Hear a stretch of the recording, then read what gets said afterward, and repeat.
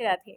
Mahabharat day 23 में आप सबका स्वागत है। डे 22 तक हमें इतना तक पता चला कि हस्तिनापुर का विभाजन हो चुका है। युवराज पद में हस्तिनापुर में रहेंगे हमारी दुर्योधन और आधा जो मतलब आधा हिस्सा देने की बात है तो आधा हिस्सा जो खांडव है जहाँ पे मिट्टी पूरा सूखा हुआ है, उधर कोई नहीं रहता, पूरा मतलब कोई भी नहीं रहता, कोई इंसान रहने के लायक भी नहीं है, ऐसी जगह मिल रहा है हमारी युधिष्ठिर को।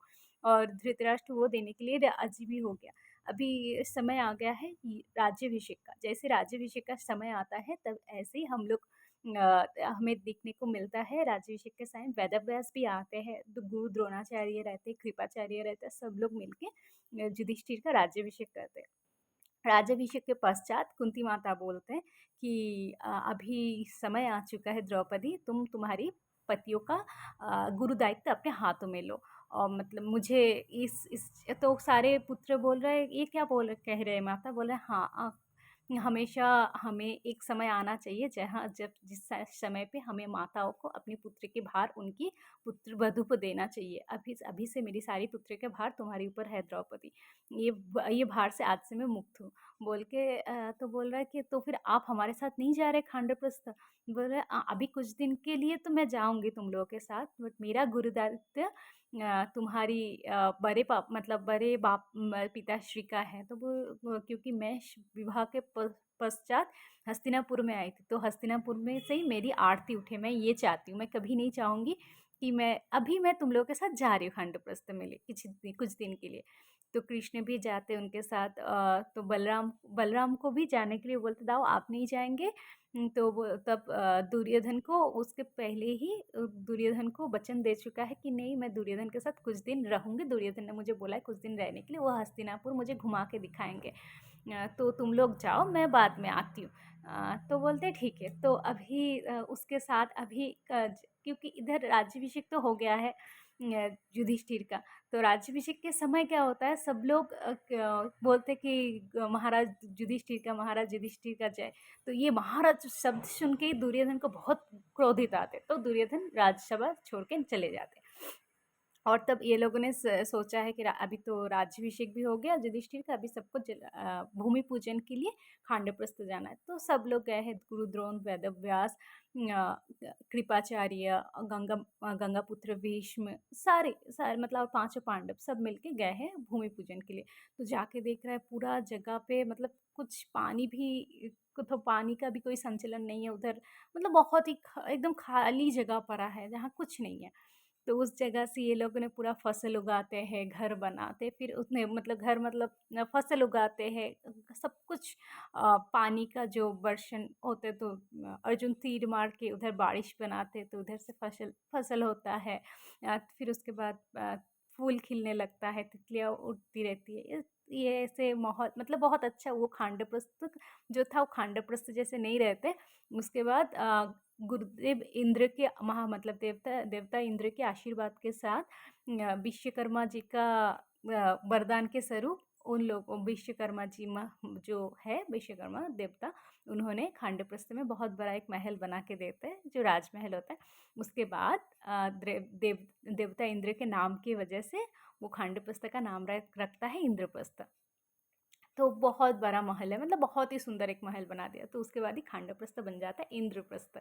जो अभी इंद्रप्रस्थ का राजा कौन बनता है, हमारी राजा युधिष्ठिर।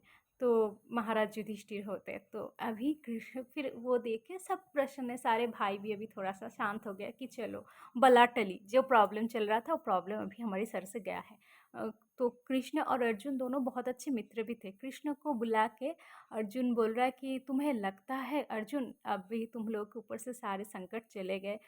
तो बोल रहा है क्यों अभी तक नहीं गया क्या? तो बोल रहा है नहीं अभी भी। तुम जब भी अभी जैसे ही दुर्योधन देखेंगे तो ऐसे तुम लोग सुख में हो तो सुख में तो तुम लोग को रहने नहीं देंगे। तो बोल रहा है ऐसे हो सकता है?" तो बोला हाँ पार्थ ऐसे ही हो सकता है।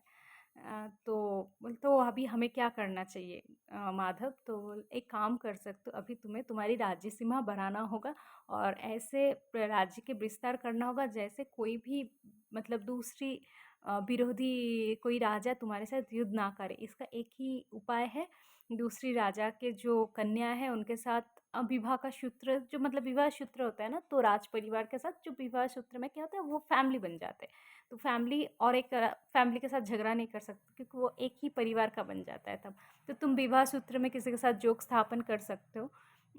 तो तो फिर तुम्हें दूसरे और एक राज्य, मतलब दूसरा जो भी तुम जो योग स्थापन करोगे तो वो जो कन्या होगी उसकी वजह से तुम्हें दूसरी राजा के साथ मतलब मित्रता स्थापन होगा। तो वो अर्जुन समझ जाते कि कृष्ण क्या उनको आभास दे रहा है। तो सुन के अर्जुन और कृष्ण उधर से चले जाते। उसके बाद ही ऐसे होता है कि उनकी जो इंद्रप्रस्थ का गाय कोई किसी ने चोरी कर रहा था। तो वो इसी क्षण क्या हुआ था, चोरी कर ये बात है अर्जुन के कान तक आते, और जैसे अर्जुन के कान तक आते अर्जुन को उनके धनुष की ज़रूरत होती है। उनका धनुष रहता है द्रौपदी के कक्ष पे, और द्रौपदी के कक्ष पे अगर कोई एक एक पांडव पुत्र रहते हैं ना, दूसरे पांडव पुत्र जाने का कोई अनुमति नहीं है। तो उस समय पे द्रौपदी अकेले में समय व्यतीत करता है हमारी युधिष्ठिर के साथ। बट उधर बहुत बड़ा संकट हो चुका है, कोई गाय चोरी करके लेके जा रहा है। तो उधर से तो सारे गाय को रक्षा करके लेके आना है। तो इसीलिए क्या करता है हमारी जो अर्जुन है वो जल्दबाजी में कुछ ना सोच के ही वो द्रौपदी के कक्ष में चले जाते हैं, और वो धनुष लेके आके कुछ किसी तरफ नहीं देखते, ओनली धनुष की तरफ जाते हैं, धनुष उठाता है और आके वो सारे गाय को वापस लेके आ जाते हैं। फिर उसके बाद उसने ऐसे किया है, बिना अनुमति के द्रौपदी के कक्ष में गया है, इसलिए उसको प्रायश्चित करना है। फिर अभी क्या करते हैं, वो सारे प्रायश्चित के लिए हमारी अर्जुन जो है सारे जगह भ्रमण, मतलब उनको प्रायश्चित के लिए क्या करना है, संसार के साथ कोई घनिष्ठता, मतलब कोई संपर्क नहीं रख सकते अभी उनको। बाहर प्रायश्चित के लिए, तपस्या के लिए जाना है। तो वो तपस्या का स्वरूप मगध में जाते हैं। फिर मगध में कन्या को, मगध की जो राजकुमारी है उनको विवाह सूत्र में जोग स्थापन कर सकते, तो मतलब कर लेते हैं। फिर मगध के साथ अभी उनके मित्रता स्थापन हो चुका है, पारिवारिक सूत्र में मगध के साथ उनका संपर्क बन चुका है। उसके बाद वो जाते हैं पश्चिम के साइड। जैसे पश्चिम के साइड वो जाने लगते हैं, और ये बातें हमारी शकुनी मामा के कान में आते हैं। शकुनी मामा बोलते ये कैसे हो गया, ये कैसे प्रायश्चित इनके बीच में आ गया, प्रायश्चित करने के साथ विवाह का क्या संपर्क है, वो तो प्रायश्चित करने गया था, विवाह कैसे कर लिया अर्जुन ने।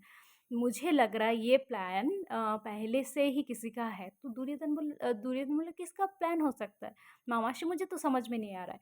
बोल रहा हाँ, अगर वो विवाह कर लिया अर्जुन किसी को, तो वो उस राजा के साथ उनका मित्रता का संबंध हो जाएगा। अभी वो राजा और अर्जुन के जो, मतलब अर्जुन इंद्रप्रस्थ और मगध दोनों मिलके अभी हमारे ऊपर आक्रमण भी कर सकते हैं।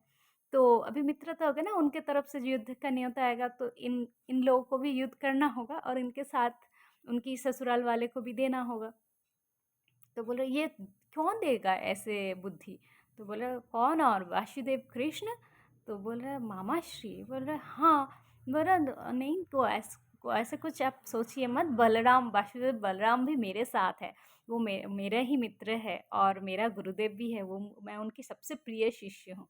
तो बोलता तो एक काम करो। तो बोला क्या। बोले वासुदेव कृष्ण अर्जुन का हमेशा साथ देता है, उन लोगों को साथ देता है ना, एक काम कर सकते हैं। अर्जुन वसुदेव कृष्ण का जो बहन है सुभद्रा, वो तो बलराम का भी बहन है। बोल रहे हाँ। तो बोले उनके साथ विवाह का सूत्र में तुम उनके साथ संपर्क स्थापन करो। तो बोले मैं कैसे उनके साथ विवाह कर सकती हूँ, तो तुम तो बलराम की अत्यंत प्रिय शिष्य हो ना, ऐसे करो, ऐसे कुछ काम करो जिसके वजह से आप उनके पास उपहार स्वरूप ये मांग लो कि मुझे आपकी बहन से विवाह करना है, मुझे वो बहुत पसंद है। तो दुर्योधन समझ गया कि मामाश्री क्या बोलना चाहते हैं। तो एक ही दिन ऐसे हुआ क्या, मामा मतलब हमारी जो दुर्योधन है वो और बलराम दोनों मिलके युद्ध कर रहा है, गदा युद्ध खेल रहा है। खेलते खेलते गदा युद्ध में बलराम को हरा देता है दुर्योधन। तो बोलते हैं वाह, मैं बहुत प्रसन्न हुआ तुम्हारी इस युद्ध में, बोलो तुम्हें क्या चाहिए आज, तुम मांग लो। तो दुर्योधन बोलता है मुझे आपकी बहन सुभद्रा बहुत, मैं उनको बहुत पसंद करती हूँ, मुझे उनके हाथ मेरे हाथ में दोगे।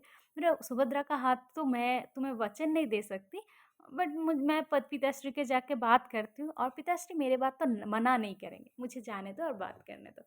और इसी क्षण क्या होता है, अर्जुन पूरा पश्चिम घूमते घूमते वो द्वारिका तक आते हैं, और द्वारिका में आके वो सुभद्रा के साथ मिलता है, और सुभद्रा भी अर्जुन को पसंद करने लगता है, और अर्जुन को भी सुभद्रा अच्छी लगती है। फिर कृष्ण को देख के समझ में आता है कि सुभद्रा अर्जुन को पसंद करती है। तब सुभद्रा को बोलते हैं, क्या क्या चल रहा है, मैं क्या बात आगे लेके जाऊं? फिर बोल रहा है कि फिर सुभद्रा शर्म के मारे चले जाते हैं। और अर्जुन को बोलता है, क्या अर्जुन, मैं पिताश्री से बात करूं? तो बोलता है, अब पिताश्री से आप बात कर सकते हो, मुझे कोई ऐतराज नहीं है, बट आप पहले सुभद्रा से पूरा जान लो कि उसका सम्मति है क्या नहीं। बोले, अवश्य मैं जान लूंगी। फिर इसी क्षण आके वो पिताश्री से बात करने वाले थे, उसके पहले बलराम आके वासुदेव को पूछता है कि क्या मैंने सुभद्रा के बारे में आपने कुछ सोचा? तब देवकी और वासुदेव बोल रहा है कि नहीं, सोच रहे, बट वो तो अभी तक नहीं सोचा, आप बताओ कुछ है आपके नज़र में कोई लड़का? तो बोलता है, हाँ मेरे नज़र में तो एक लड़का है। बोले, कौन है? बोल रहे, क्या हस्तिनापुर का मतलब भविष्य राजा दुर्योधन।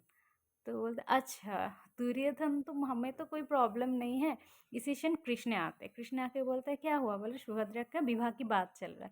तो बोला, कोई आपकी नज़र में है दाव? बोल रहा है कि हाँ, मैं दुर्योधन के बारे में सोच रहा था। बोले, हाँ मुझे पता चल गया, दुर्योधन आपको बहुत ही प्रिय हो चुका है, उसने आपको बहुत ही प्रसन्न कर दिया दाव। तो मतलब अभी ये पता चल गया कृष्ण को, दुर्योधन ने बहुत अच्छा ब्रेन वॉश कर चुका है। वो बलराम के प्रिय बन बन चुके हैं, अभी प्रिय बन चुके हैं, तो बलराम जी को जो भी मांगेंगे बलराम उनको देने की थोड़ी ना मना करेंगे। तो बोला, ठीक है, अभी दाओ इसके बारे में अभी बात नहीं करते, अभी सूर्यास्त होने के बाद ही है, कल सुबह की बात करते इसके बारे में।